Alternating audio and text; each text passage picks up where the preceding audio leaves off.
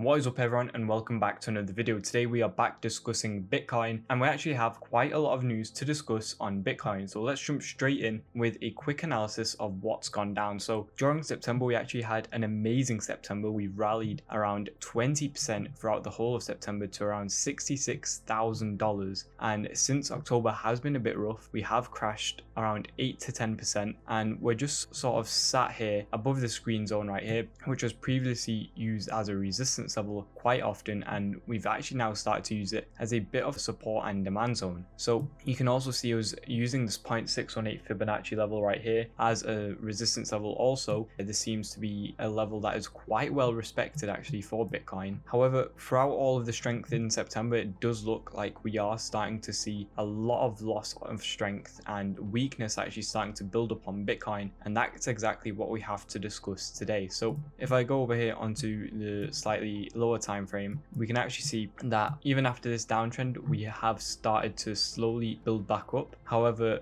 this candle segment right here has initially caused us to sort of revert back to a downtrend. So if I go over here on the daily, you can see we created a lower high with this candle. So that ultimately shows us that the chart is slightly starting to get weaker, and if we're not able to hold this level right here at $60,000, then Bitcoin will be looking quite weak, and it will be looking like we will head to roughly $53,000 to $55,000. Now we also have to take a look at the heat maps. So if I go over here on the 24-hour heat map, you can see we had roughly $85 to $90 million worth of liquidations here on the highs, and we actually cleared through them quite easily. We built up because we had a lot of highs here, and a lot of people were entering shorts as they thought Bitcoin was getting weaker, which, although they were right, they entered too early, and that's ultimately what caused us to see the spike up here. We cleared those liquidations, and then we saw the move lower where we cleared the lows. Now since then, people's opinions have shifted, and now they think that Bitcoin is looking strong and that we should be heading higher,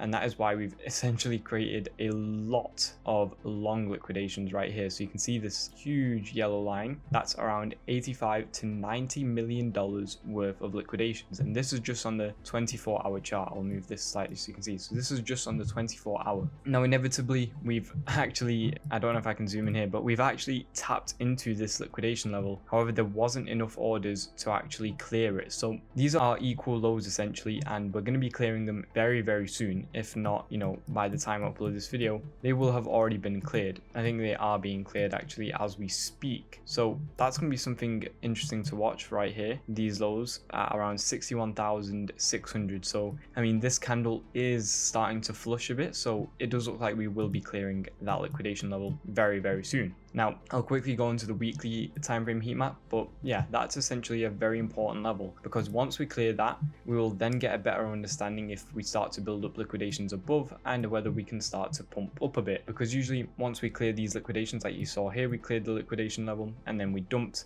and if we clear a liquidation level below, then we should actually start to see a bit of a pump, and that would be perfect for Bitcoin. Now here I am on the weekly time frame, and you can see that those liquidations below have actually been building up for a very long time.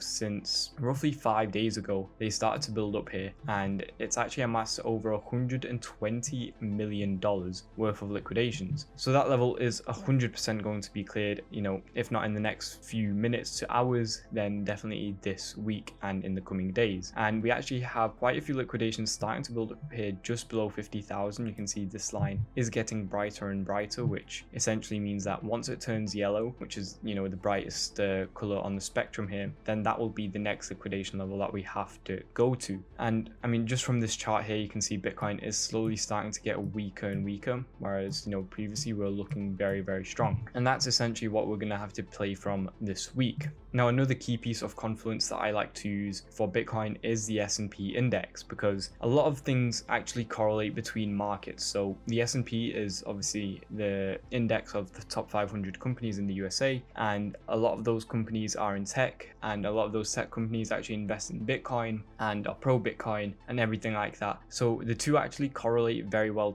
with each other. You know, when we see the S&P pump, we will usually also see Bitcoin pump. Obviously today it's a slight difference. You know, S&P is up nearly 1%, Bitcoin's down roughly 0.3%. But overall, we can get a rough understanding on, you know, the higher time frames of how it should go down. So we previously talked about the S&P rebounding off its all-time high right here, and obviously climbing back up, and that's what it's been doing since. Again, sort of consolidating here near its all-time high. It is in price discovery, meaning we have never been at these prices before, and it essentially has to establish new highs, new lows for it to actually see some proper price action with uptrends, downtrends, and so on and so forth. So essentially what we're expecting for Bitcoin is for us to clear, you know, these lows right here at 61,800, something like this. And once we do, again, we'll be back into this accumulation zone. So hopefully a lot of people will start accumulate, and we will see some sort of pump back up to this level right here, which is the 0.618 Fibonacci level. This is a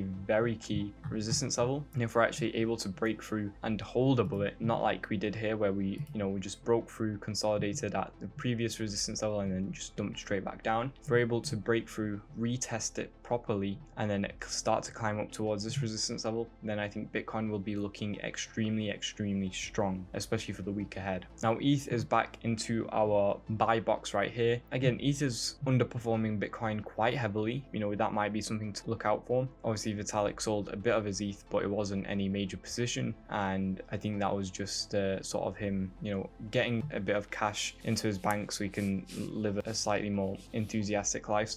But yeah, I think that's perfectly normal, and I think eventually when Bitcoin goes back into its bull phase and we then cycle through into, you know, the Ethereum flippening phase and then the altcoin phase, I think everything will start to come back alive. Now if you do want to be getting trades every single day, then make sure to check out the Discord down below, because we are posting trades, we have learning education in there, and also a great community surrounded by the crypto market. Now if you need a place to trade Bitcoin or any other coin, make sure also to check out the exchanges we're working with down below. They have the lowest fees and also provide the best sign up bonuses for you. If you did enjoy, please like and subscribe, as it does help out a lot, and I will see you all tomorrow, guys. Thank you all for watching. Goodbye.